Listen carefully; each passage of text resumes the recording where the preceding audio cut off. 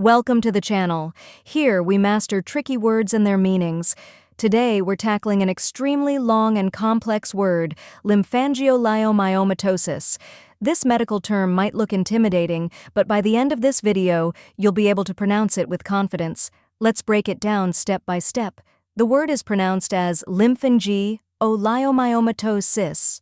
First, we have lymphangio, where lymph is like in lymph node, an is short and clear, and geo sounds like geo.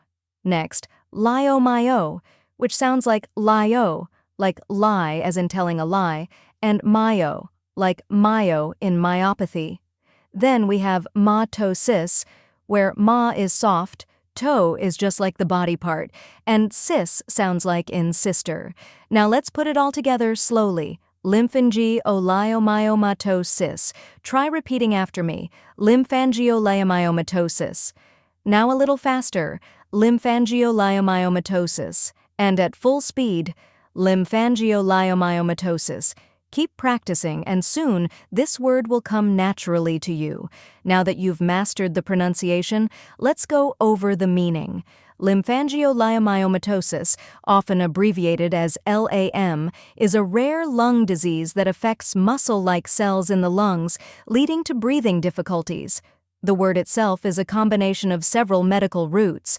Lymph relates to the lymphatic system, angio refers to blood vessels, leo means smooth, myo means muscle, and matosis refers to abnormal growth. And that's it. Now you know how to pronounce lymphangioleiomyomatosis and what it means. If you found this helpful, give this video a like and share it with others. Comment below with any tricky words you'd like me to cover next, and don't forget to subscribe for more pronunciation guides. See you in the next video.